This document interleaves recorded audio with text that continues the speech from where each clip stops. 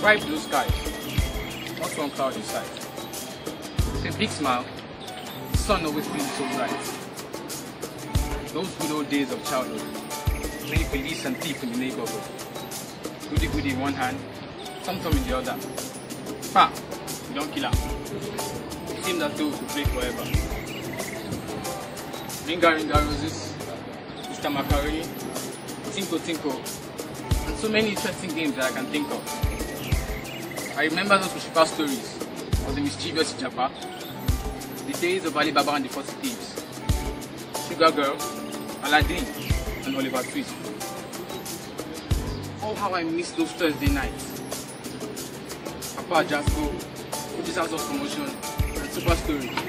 Those were the soap operas of life. Saturday mornings were always a delight. KKB show, Face to Face, and This Life. The days when close-up was the only toothpaste, and the tour was the only soap that we used to bathe with. The times in an Okada ride was much better than a roller coaster ride. The days of Milo and cowbell milk, a matchmade couple from heaven, all over the markets of Nigeria like a deadly bird flu. Nollywood movies were interesting to watch. Those involved were not so much, so it was easy to know the roles of popular actresses and actors. Aki and Popo as troublesome children, Mercy Johnson as the poor house help, Stephanie Okereke and Sentobi, Ramsey Noah and Genevieve, Stella Damasus and RMD. Those were the lovebirds of the industry. But not forgetting Olu Jacobs and Joke Silva, king and queen of Nollywood. The Yoruba side with the likes of Emisholade and Funke Akindele, Jennifer, Said and Fetia Balogun, Baba Suwe and Tony Tomato, and so many other interesting and talented actresses and actors. Also, I remember the days when MTN was everywhere we went, and Glow gave us the chance to rule our world. We miss times when all the children in the streets were singing some of Bruce's latest hits. I remember the days where we were trading our sorrows and doing choreography for Midnight Music Way and Ororo by Infinity. The days when we didn't know the difference between cheers and cheers, punish and polish, shoulder and soldier, sew and sew. We should be all in English now, and we know the soul. Again, the good ultimate set series. Boy, that reality show got better every season. I eat ripe fruits on trees in the streets. I would pluck mango, orange, and guava fruits and eat till I had my fill. I remember those days in primary school. We would stay on the assembly ground until 8. The days when singing the national anthem was a must. So as to learn to obey Nigeria's call as faithful and loyal patriots. In class, we would stand and greet our teacher well, beside the multiplication table till we got to 12. We would say the names and capitals of 50 states. Afterwards, we would clap for ourselves and shout Milo in a very funny way. Then we would settle down for the business of it. I reminisce about playing wrestling with my friends. We would pretend to be Undertaker, or Hogan, or even Edge. I never ceased to hear stories from my aunts about the great Joss. 2 weeks of her service that she spent in that part of the north. She was always talking about how peaceful the environment was, and with weather like that of London, where snow falls. Oh, how I longed to see this place. I always wanted to play Who Wants to Be a Millionaire, children's edition. The questions were just too hard, and way beyond my expectations. I loved and watched Night of a Thousand Laughs for long. Comedians like Pastor Mao and Godon made me laugh hard till there was no more air in my lungs. I missed watching AY's comedy shows on CBC. Imagining myself sitting at a round table for 6, sitting at the front row, laughing away my sorrows. Also, cartoons were exciting and interesting. often taking me to a world of possibilities, reminding me of a God over all impossibilities. I remember the days when Nigerian footballers were adored all over the world.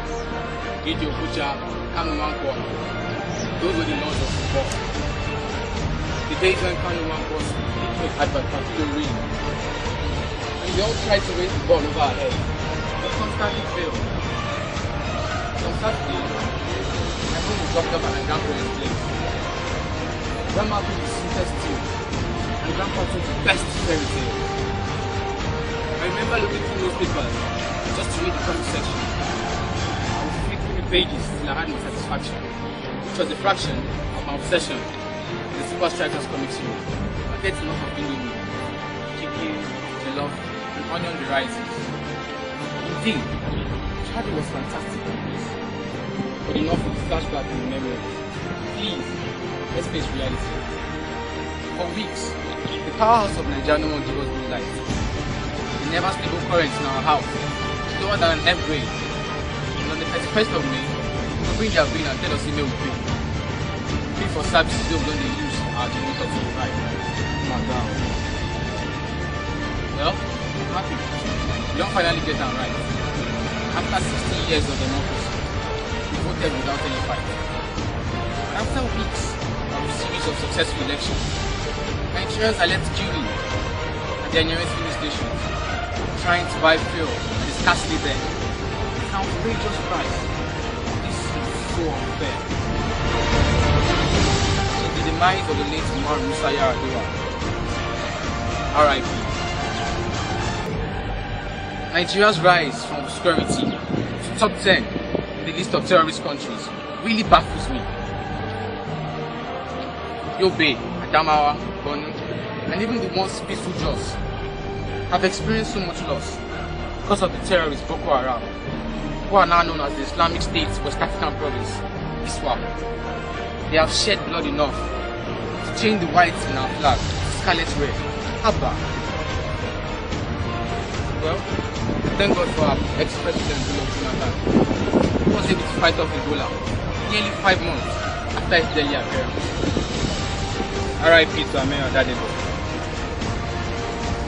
Bafemi Awolowo, Olubadu, Zekwesili, Nwachukwu, R.I.P. We need more men and women such as these. Citizens who will make Nigeria reach her peak and not steal all of our money. Well, now that power is changing fists and the APC is taking off from the PDP, I wish to see the change which Nigerians voted for. I dream of a Nigeria where the value of $1 is lesser than that of a naira. I dream of a Nigeria where oil is mined and refined in this native land, where the cost of petrol is not higher than 15 naira per litre, where agriculture returns to being #1 source of revenue with so many jobs to offer, where the only reason we do not have electric power is due to a faulty transformer. I desire a Nigeria where chills do not have to run down my spine anytime I think of the north, where seaways and railways become a major form of transport. I desire a Nigeria where cars, airplanes, trains are manufactured here and the government is as transparent as clean air, where each of our states has a standard airport. My car does not someday tumble and somersault due to potholes and ditches on the roads. I dream of a Nigeria where I see less children on the streets begging for meat, and I see them in the classrooms of a school being taught to lead with integrity. Well, all these dreams can be consciously achieved, not only by me. Nigeria, in the words of King Sunny Ade, belongs to all of us, so we must make sure history can win, because there is nowhere else for us to run. To avoid total doom, to prevent our nation from dividing into groups, to ensure that corruption is greatly reduced, to make sure that the next generation has better memories of childhood, and to rest assured that we have a bright future to look forward to. Nigeria needs her citizens to rise up and make changes that will make this great nation a better place. A better place for me